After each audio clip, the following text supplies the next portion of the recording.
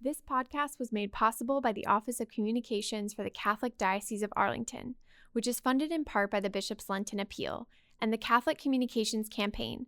We thank all who support these critical appeals and the ministries they fund.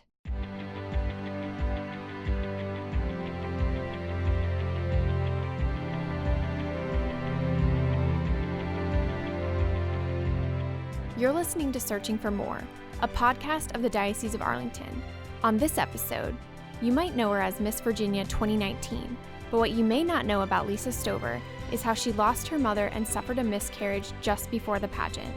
This, plus her powerful story of conversion to Catholicism, and how she became a leader in the pro-life movement and uses her platform to promote the values of her faith. This episode's host is Billy Atwell, Chief Communications Officer for the Diocese. Lisa, thank you for joining me on the podcast. Well, thank you so much for having me. It's really good to be here and be with you today. So you've got an interesting story. There's a number of different pieces that I want to go through, but the one that people most publicly know is that you're Mrs. Virginia. So let's talk a little bit about that and kind of start there. How did you get into doing work with pageants, and how old were you when you started? Absolutely. I began pageants in college, actually, so I was not very young. I started, I believe it was my junior year in college. And that was my first pageant ever. Had no idea what I was doing, but I grew up Protestant and I had fallen away from my faith and just totally took a deep dive in college. And at that point in my life, I was looking for something to kind of force me to have some kind of moral line again, to force me to, not drink as much or, have higher standards for myself. And so that was my initial kind of dive into pageants, was I needed something for me. And that's where it all started. And I have done a total of 5 pageants now, non-consecutively. Yeah. And I did 3 Miss pageants. And 2 were in college and 1 was after college, right before I got married. Mm-hmm. And then I did 2 Mrs. pageants. 1 was last year at Mrs. Virginia. I competed and I placed in the top 10. And I decided, you know what, I'm going to come back and I'm going to do it again this year. I knew that God had just placed this dream on my heart to have this amazing platform as Mrs. Virginia. And so I just kept pursuing it. I didn't know exactly what would happen or when it would happen. But last year when I placed in the top 10, I had competed at 6 months postpartum after having my daughter. Wow. And so as if the stress wasn't high enough. Right. And I was like, you know what? I just need to do it. My director, I had told her, I just don't think I'm ready. Physically, I'm doing my best, but I just don't know if I'm ready. And she said, Lisa, women compete pregnant all the time. This is what a Mrs. Pageant is about. And, that's showcasing you as a mom. And so I competed last year, placed in the top 10, and then decided, you know what, I'm going to keep going full force and just pursue this dream. And then competed this year and won. So. Did you know somebody that did it and they kind of hooked you into it, or how did you even get introduced to it? Yes, I did actually. Okay. I lived in Idaho at the time because I went to college at Boise State University. And one of my friends from high school reached out to me and said, Lisa, I think you should compete at Miss Idaho. So I went to one of the meetings and just heard more about it and just kind of dove in. Wow, very cool. So is this something you think you'll keep doing? I think so. I'm not sure what is in store for me after this year. Yeah. So I'm Mrs. Virginia for a year and I compete at Mrs. America this August. Oh, wow. So if I win Mrs. America, if that's in God's plan, then I'll be Mrs. America for a year from that. That's great. And then I'll compete at Mrs. World if I become Mrs. America. So wow.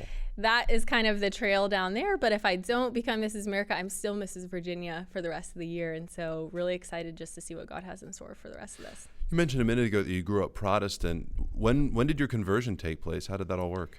My conversion took place, it began in college, about the same time of me getting involved in pageants, actually. Okay. So during my preparation period, I was still kind of looking for more, right? Because really God's the only one who can fulfill us, no matter what. Right. And so I was still striving for more, and it was like, okay, God, I want you back in my life. I want to be a better person. But I don't know how, and I don't know how to do that on my own. And then, what do you know? God just put these girls in my life who happened to be Catholic. I didn't know they were at the time, but they, one was in one of my classes and she said, Lisa, I want to start a pro-life club at our college. Can you help me? And I was like, no, I really don't have time for that. I was studying pre-med. I was working a couple jobs. I really didn't have time. And she kept pursuing me and just kept bothering me. And she's like, just, you don't have to be that active. Like, let's just start this thing. And I believed that abortion was wrong, but that was the extent of my beliefs. Right. And just before meeting these girls, a few months before, actually, I found myself driving to a Planned Parenthood to get the day after pill. And being a woman who grew up in church and grew up believing abortion was wrong, but in this lifestyle that led me to that point. And that was that point where I was like, who am I? I mean, who have I become? And so once I was just like, okay, God, like whatever you want from my life, however you're going to come and restore what is going on here. And so the pageant really helped me kind of get back into, taking care of myself and not just giving myself away to whoever. And then beyond that, I met these girls and we decided, all right, we'll start this club. And, Students for Life of America had a regional coordinator who came and gave us an apologetics training. And I just remember sitting there just taking notes and notes and notes, like, wow, this is a really big issue. I didn't realize how many millions of lives have been taken every year because of abortion. And so it really became real to me. So I said, all right, I'll help you guys start this thing, but I'm just going to be like the treasurer or secretary. Like, I'm just going to be really inactive. In the background, right, yeah. Well, next thing I know, we go and submit the paperwork at our school, and to be president of the club, you have to be a full-time student. Well, guess who was the only full-time student out of the three of us? It was me.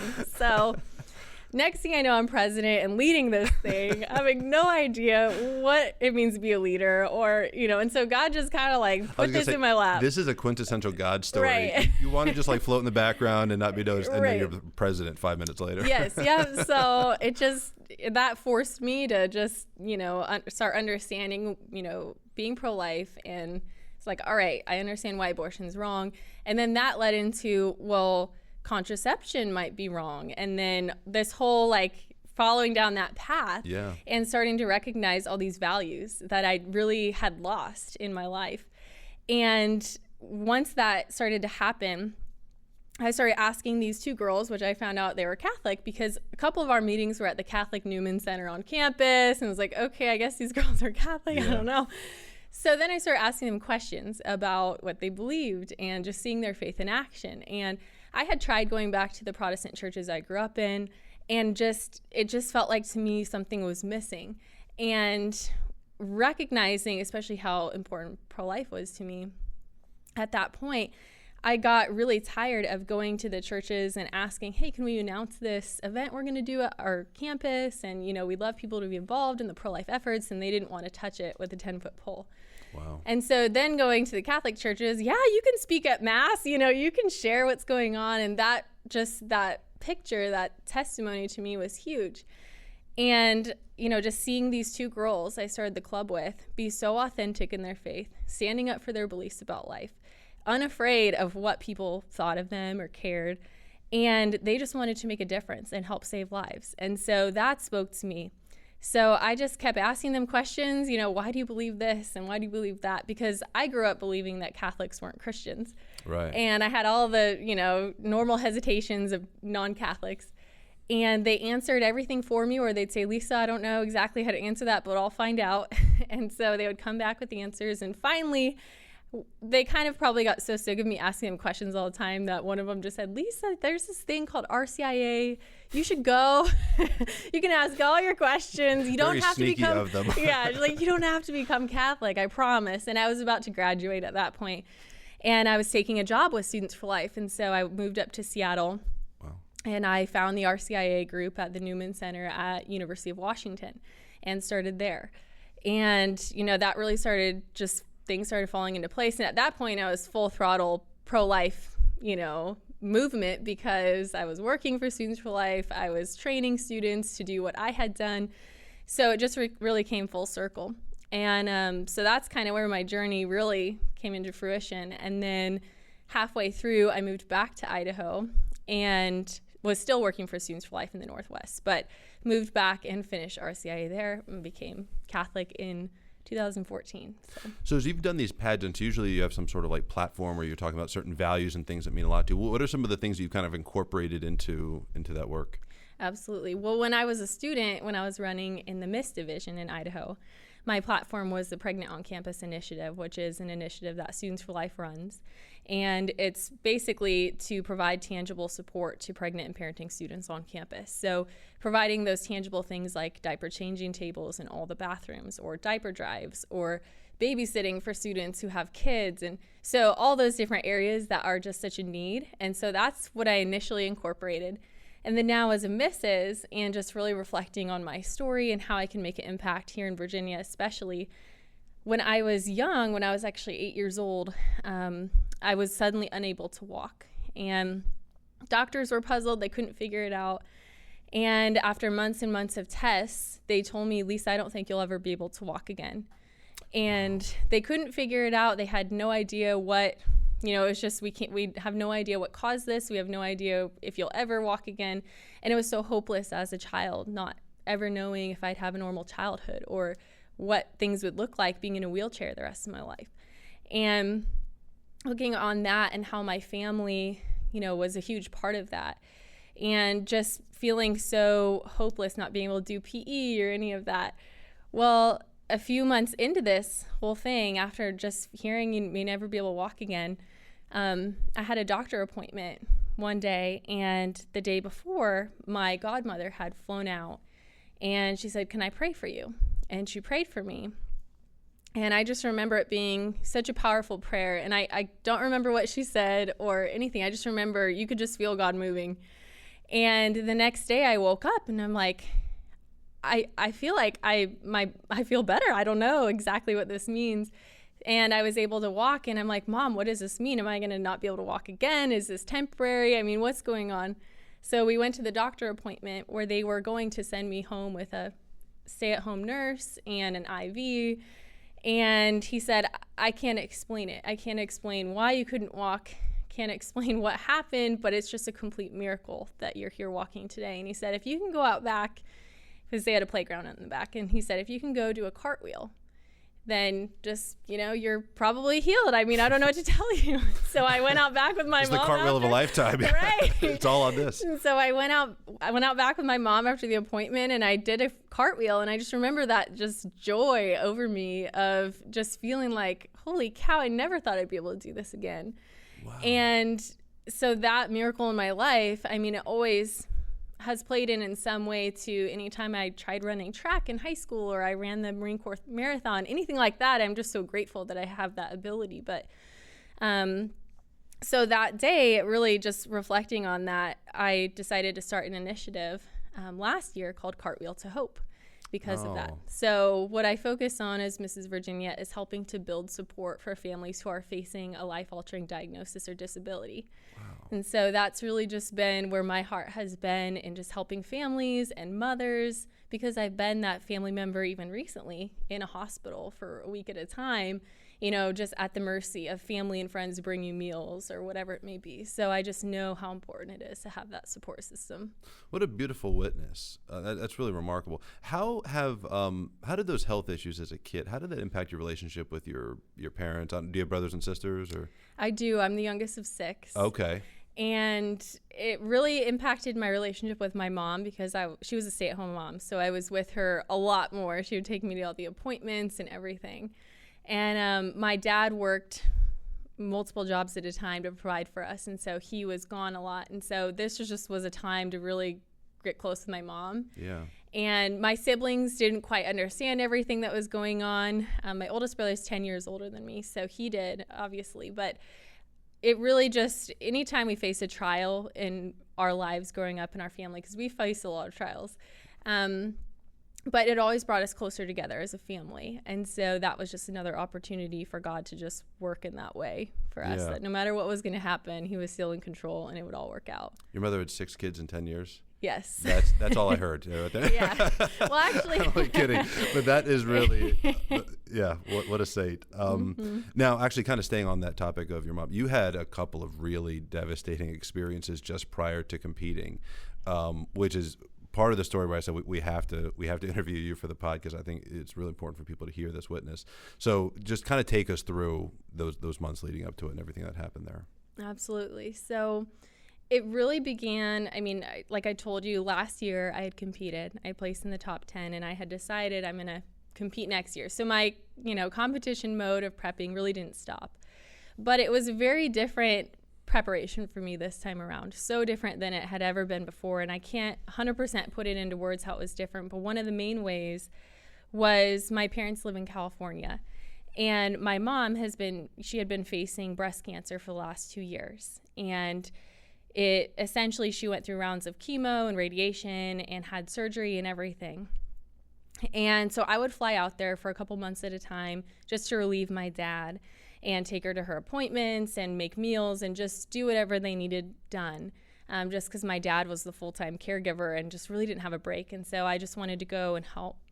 And so I was kind of frustrated because every time I would go, it would take me away from working out. It would take me away from eating healthier. It kind of took away from my preparation. So it was hard because it was like, well, I want to prep for this pageant, but I also don't know how much time I have with my mom. And so it was like, I really want to be here with her as much as I can.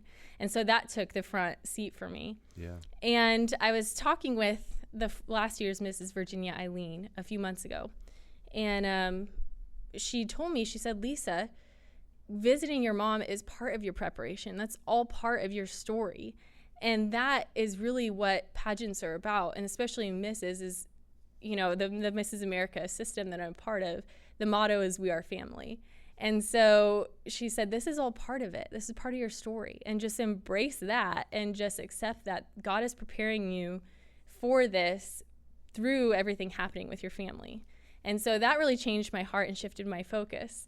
And then in February, my husband and I found out I was pregnant. And that just was hard because I was like, oh shoot, I'm about to compete in this pageant. Am I going to be nauseous? Just the whole what is happening? I was not expecting this.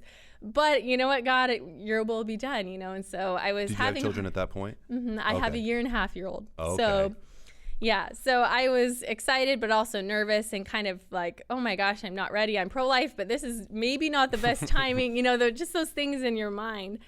And my husband was so excited, so excited. And so we go to the doctor's office, but I had experienced some bleeding and really painful cramping. And the doctor said, well, that can be normal. And, just don't worry about it. But I'll order some tests and an ultrasound just to be safe, just to kind of put your mind at ease. But she said, don't worry, because sometimes when you're so early on, the ultrasound maybe can't pick things up yet. And so I said, okay, well, if you think things are okay, then all right, things are okay, So then our hopes were back up. Well, then we go to the ultrasound, and the sonographer said, well, I can't tell you the results. That has to be your doctor. But she seemed really concerned the whole time, and it just left us feeling really uneasy. So we left the ultrasound feeling like maybe something's wrong. Maybe it's ectopic. Maybe I don't know what's going on. And that's so tragic in part because that's a time that's usually very exciting. Like everyone looks forward to the ultrasound. Right. How deflating that must have been for you. Right. And just being there, and then my husband's trying to wrangle our toddler in the room and just the reality of being parents and then just feeling hopeful but also unsure of what's going on. And it was like this roller coaster of emotions. And then the doctor called us the next day and said, well, nothing was detected in your uterus, which just means that likely you're just so early on that we knew you couldn't just see anything with the ultrasound yet. And so I'm like, oh gosh, they couldn't find anything, but okay, if she says everything's fine. So, our hopes are back up again. She said, well, come back in for another blood test and we'll see your numbers and then we'll go from there. And so I come back in, and this had been about a week's time between all of this. And by this point, I'm 7 weeks along. And so we go in, I do the blood test. You have to wait a few days to find the results. And they said, well, Lisa, your numbers are dropping, which means that you are probably losing the baby. So we want you to come in again for another blood test. And so she said that on the phone? Yes. Okay, yeah. So are you alone at that point hearing this? Yes. Yeah. My husband was home. So she said, your numbers, they told me what my numbers started at. Yeah. And your HCG levels are supposed to double every couple days. Right. If everything's going well. If they're staying the same, likely that could mean it's ectopic or something else is going on with the pregnancy. But she said if the numbers drop, that means you're likely having a miscarriage. So we find this out on Valentine's Day that I'm having a miscarriage. And so my husband came in, and it was just the craziest thing hearing that I'm losing the baby on the phone. And they're like, just take some ibuprofen and, you'll be fine, and just go to the ER if the pain gets really bad. I mean, that was it. That was the extent of the help that I got, not knowing what was coming or what was going to happen. And so my husband comes in and he said, did you hear back? And I said, yes. And I just pretty much just crumbled in his arms. I mean, even though initially I wasn't as, excited as I probably could have been for this baby, it was like all of a sudden this realization of we had got our hopes up, things were going well. And, we started to plan like, all right, we're going to move our toddler into our, different room, and she's going to get her toddler bed, and just planning the whole thing. And what if it's a boy? And just all of these like thoughts going through our minds. And then suddenly all of that just crumbled, and recognizing what was about to happen. And they didn't really prep me for the pain or anything like that. And so my husband was just like, I'm so sorry. I mean, and nobody really knows what to say to you when you have a miscarriage. Nobody. Yeah. And a lot of those who reached out to me were mostly the ones who understood were those who have had miscarriages. And that was really what helped me get through it.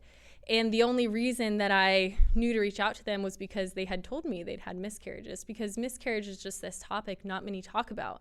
And oftentimes, a lot of women are affected by miscarriage, and they'll have miscarriages, but you never know that they do until down the road they post a pregnancy announcement saying, hey, it's our rainbow baby. And you're like, wait, what? Yeah. I didn't know that you had a miscarriage.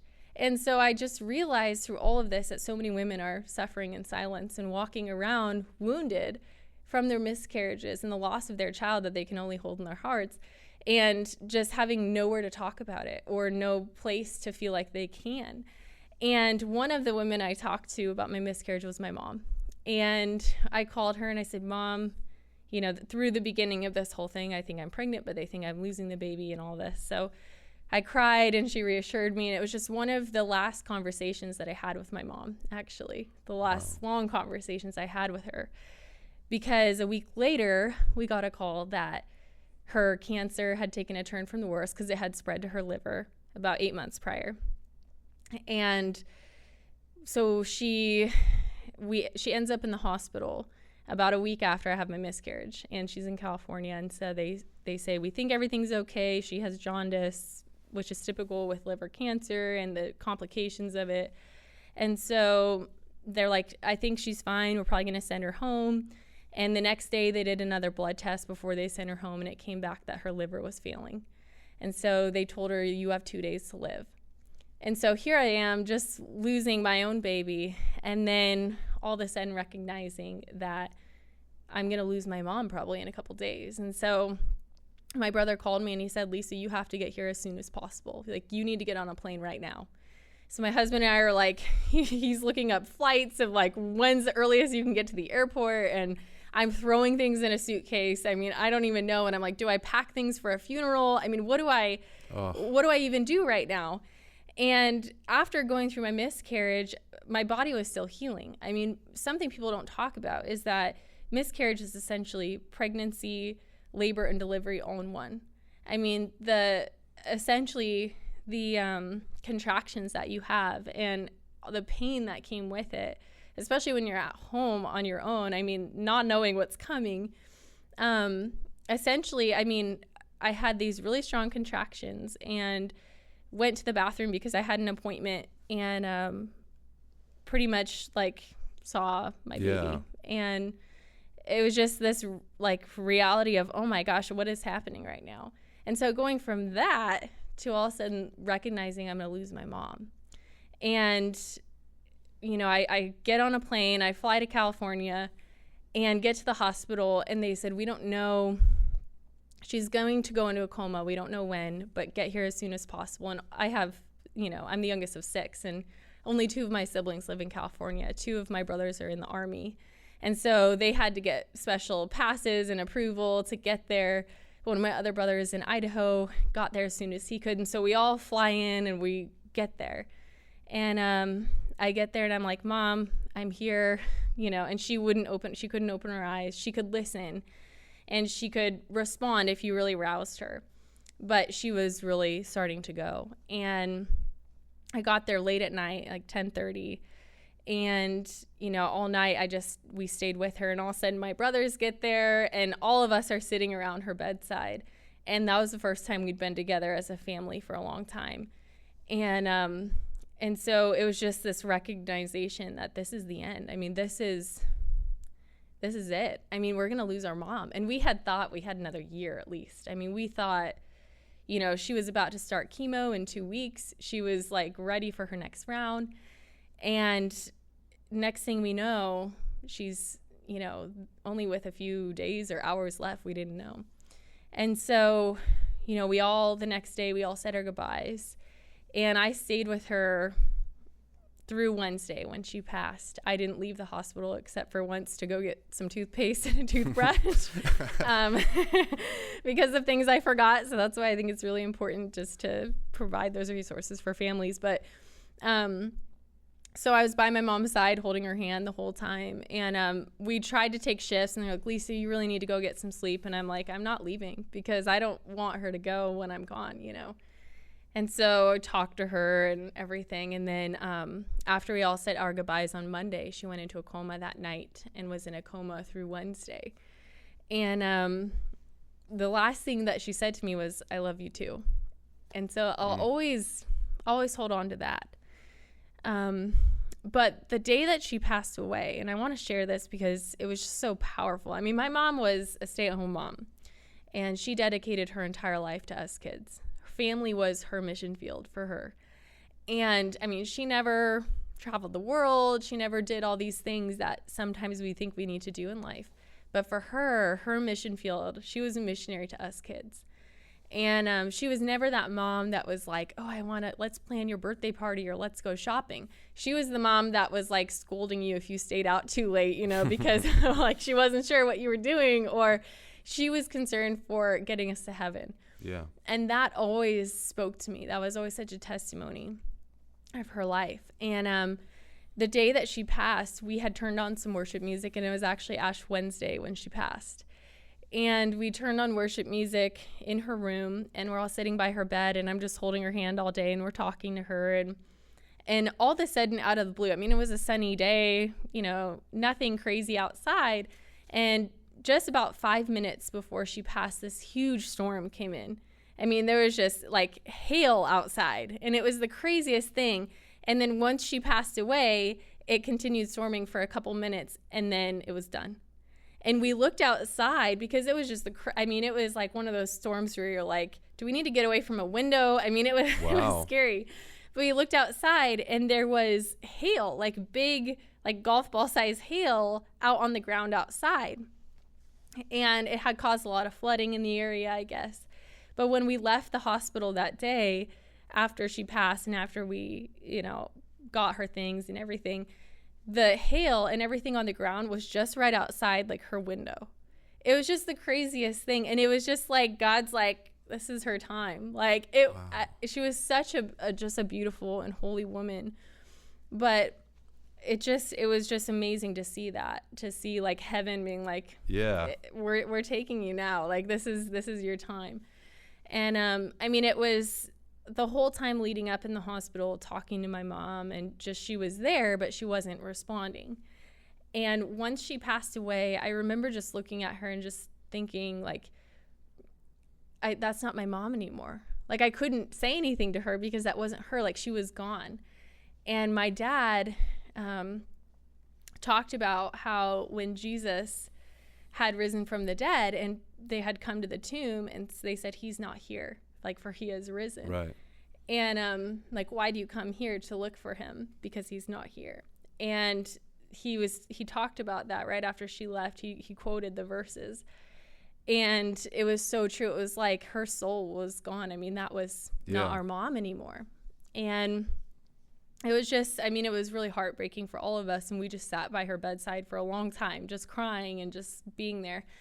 But then everything that came after, making the funeral preparations and having to pick out what clothes to bury her in, and, figuring out what we're going to say at the funeral and the memorial service and everything. It was just a lot at once. And so we had the funeral on a few days later. And then on Sunday, we had her celebration of life service. And my brother is a pastor at a Calvary Chapel non-denominational church there. And so they live streamed the funeral, or the celebration of life service. So a lot of people who didn't really know my mom watched it from home or from, around the country. And they messaged me after and they said, Lisa, I didn't really know your mom very well, but hearing about her life and hearing about who she was as a mom really makes me want to be a better mom. And that was just a huge testament to how our mom just invested in us. And so that just really, to me, was like, my main vocation is to my family. Yeah. And it is to being a mom outside of my faith, right? And integrating those together. And so I had told my family, look, I'm supposed to compete at Mrs. Virginia next weekend. I mean, this was a week out. And I said, Dad. It was a week before? A week before I competed. That's crazy. Yeah. So a week before I competed at Mrs. Virginia, we had her funeral, her celebration of life, everything. And I told my dad, I said, Dad, I will back out of this pageant. I will, stay here longer. I'll help you go through Mom's things. I just want to be here for you. If you don't want me to do this, I'll stay. And all of my siblings, everybody sat around and they said, Lisa, no, you have to do this. Like, you have to go and you have to compete. Mom would want you to. Wow. And so I said, okay, I guess I'm going. And I said, I'll go, I'll compete, and I'll come back.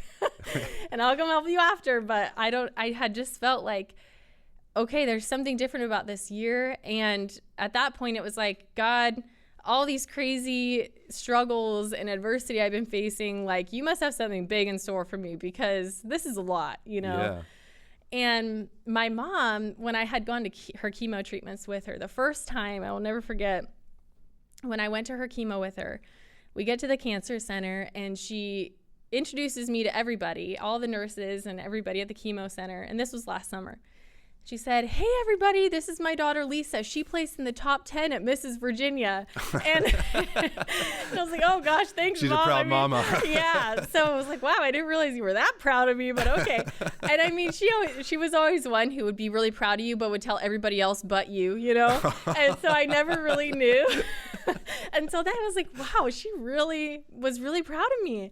And so they would always talk to me about that every time I went and, went to her chemo with her. So she was always so proud of that. Just placing in the top 10 for her was huge. And so they said, no, Lisa, you've got to compete this year. Like, you've got to. Mm-hmm. Like, Mom would want you to, no matter what the outcome is, you've got to do it. And last summer, before I bought my gown, before I really had done much for the pageant yet, I had a dream. And I saw myself in the dream in the top 2 and them calling my name as Mrs. Virginia. Like, watching myself as a spectator, I saw myself on the stage. And I had told my mom this because when I was young, I've only had one other dream in my life where I watched myself in the dream, like standing on the sidelines, but watching myself. And it was when I was in 4th grade, I watched myself because I had, I guess, broken my arm in the dream and I was being taken away on a stretcher. And I had told my mom about that. And she said, Lisa, that's a vision when you see yourself in the dream. I said, okay, Mom. Well, then a week later, I broke my arm. And so I told my mom about this dream last summer. I said, Mom, I had a dream and I saw myself winning. And she said, okay, Lisa, well, we'll see what happens, And so I just clung to that and I just went into the weekend after all of the struggles that I had just faced the week before even, and just had this calm within me that whatever was going to happen was God's will. And I brought my rosary with me to the hotel room, and I had got in a day before my husband and daughter did. So I had some extra time just to relax, and it's like, okay, I'm just going to pray the rosary and just give this whole weekend to God. And for me, it was just this moment of just like, you know what, God, like, you're in control. I'm just showing up because I just want to show up, and I just know that you can do something good with this, and your will be done no matter what it is, and help me to be okay with the outcome no matter what it is. And I just went in with this calm about me, and the whole weekend they had the crown and sash displayed on a table the whole weekend, And I just kept seeing it. Just to tempt everybody, right? All these poor girls that have been dieting and working out and preparing just to, rub it in a little bit. Yeah. Right. And I had just been so like, every time I saw it, most girls probably would be like, oh, I really want that. Or like, oh, I deserve that, or that's mine. I can imagine it gets pretty feisty. Right. Yeah. But every time I looked at it, and I just remember walking up to it and just like, wow, because they had all the gifts and everything for us nearby. And so I just glanced at it for a second, and I just like in my head heard this voice that said, that's yours. And I don't know if it was God or what, but it was just like, I just had this peace, like, and I didn't question it. I didn't, I wasn't like, ooh, I don't know, maybe not, maybe it's not for me, but I just like, okay, all right. I hope that's right. Like I'll just pick it up. I'll just give it my all and we'll see. And, so I go through the whole competition weekend, and then next thing I know, they call my name. And so do you think you had that confidence that it's yours because you felt like God wanted to do something through it? It wasn't about winning. It wasn't about the sash and those kind of things. It gives you a platform, having just gone through the death of your mother. You had a good platform to start off with. Right. It's not like you needed to add these. Right. But through losing a child and through losing your mom, that it was going to kind of amplify the opportunity of what that thing could do, and the media opportunities and different things that would get exposed to. Do you think that was the reason for that? Because it wasn't for pride, obviously. But what do you think it was the reason that you felt that confidence? I think it's just absolutely because I was just willing to let God just use me in whatever way. And I knew that with or without the crown, God was going to use my story, and I was willing to be open about it and just willing to share it however and whoever I could help. And I just knew that even in the last month before the pageant, everything that happened, I just decided, I'm just going to be open about this on social media, and I'm just going to do a post, and not because I want attention, but because I want to be able to help others going through it or who have gone through it. And so I just did a post about it and just made sure to mention at the end, I'm still competing. And I had so many women reach out to me saying, I've had 2 miscarriages, I've had 3 miscarriages, and just, I wish I'd had somebody like you. Or women who said, I've never had it, but I'm so glad that I know you. And so it was just so encouraging to me. And the second that I hit post on social media to post about my miscarriage initially, I just felt so free. Like I felt like that burden was just lifted off of me, because I feel like no matter what, when we go through something difficult, oftentimes we feel like we just have to keep it to ourselves because we don't want to make other people uncomfortable, or we don't want to talk about it because we don't want people to think we want attention. And so I just felt like, like God doesn't want us to hide. Like things happen to us. And as Christians, as Catholics, like our goal in life is not to like cave in when things get hard, right? Like God brings us, like we are brought to our knees when things happen that are difficult, because God's going to use it in some big way. And we don't understand it maybe at the moment, but if we're willing to be open and share our journeys and share just the heart of what God's showing us through it, then that's the best we can hope. And so for me, after just seeing the impact I had through my story before the pageant, it was like, I know my story's already impacting other people. Like I don't need the crown, but I just know God can use this platform for so much more. So what, not every woman that has, that loses a child the way you did, maybe has that same experience. So if there's someone listening, there probably is someone listening who's gone through that, and they are feeling alone maybe, or they're feeling whatever the emotions might be. What would be your message to them? So if they're listening, like, what would you say to that woman? Just that you don't have to be alone. You don't have to suffer in silence. You don't have to feel like you're the only one who's going through this. There are so many women who have had miscarriages and will, unfortunately. But just to cling to God, cling to your faith, and come to God in prayer, pray the rosary, and really dedicate your life to understanding that whatever is happening to you is not about you. And when you're in the middle of it, when you're really in the depths of what's going on with a miscarriage, it's painful physically, emotionally. You don't feel like you're ever going to get out of it, but you will. And once you do, and you're on the other side of it, make sure that you use it for God's glory. Make sure that you take that suffering and that pain you've been through and give it to God. That's the best that we can do. That's the most we can do. Yeah. My other question is this. I've talked to guys whose wives have gone through it, had a miscarriage, and they're often left not knowing what to do. They're going through their own grief. It's different, but they're suffering too through it. What do you recommend for them to support their wives as they go through the miscarriage? Just to be there, just to be a shoulder to cry on, just to cry with them. Like, it's okay to show your feelings in that, because it's something you go through together. Yeah. Even though the mom is the one who carries the child, there is still that connection with the father. So all I can do is just recommend that you just be there. And that's what my husband was. He just, even now, he's like, how are you doing? Yeah. Are you okay? And I think just recognizing that the pain of miscarriage can go on for years. It's not something that, it happens a week or two later, you're over it and you're fine. But recognize that even though your wife may be acting normal and acting strong on the outside, that she may feel weak on the inside, even because of the miscarriage years later. So just recognize that and just be there to just listen and just support her through it. But also recognize that as a husband, you also have those feelings and emotions, and maybe try and find and connect with others who have been there too. I think that's really important. Absolutely. I am so grateful that you have shared this story with us. I mean, it's really remarkable. When I was going through your biography, I was like, I don't know how to keep this under 2 hours, but I think we've done that. But I'm grateful for your time. How can people learn more about you and kind of keep up with you? Absolutely. The biggest way is probably through social media. Okay. So on Instagram, my handle is at Mrs. Virginia 2019. So that's a really easy way. And I also recently started a blog called The God-Centered Woman. So I discuss all of these topics that are facing women today and how we can, at the center of it, be more God-centered. So the link to my blog is on my Instagram as well. It's probably the easiest way. And then on Facebook, you can follow the official Mrs. Virginia page. Okay. So just at Mrs. Virginia. All right. And you can follow my journey to Mrs. America and pray for me. Yeah. as I embark on this journey and just see whatever God has in store and has next for this whole experience. So. Now, Cartwheels to Hope, does that have a website? Or Yes, Cartwheel to Hope does have a website. It's cartwheeltohope.com, but it was... long story short, I made it on a Wix site, so I don't.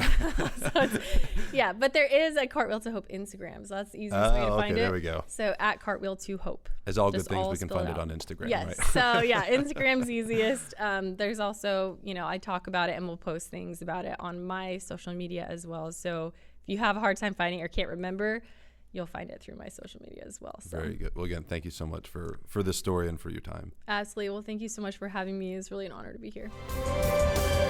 Thank you for listening to Searching for More. If you enjoyed this podcast, please write a review on iTunes, Google Play, or Stitcher.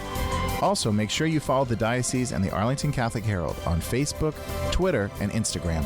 And subscribe to our YouTube channels for regular videos that will inspire, educate, and inform you about the Catholic faith and our diocesan community.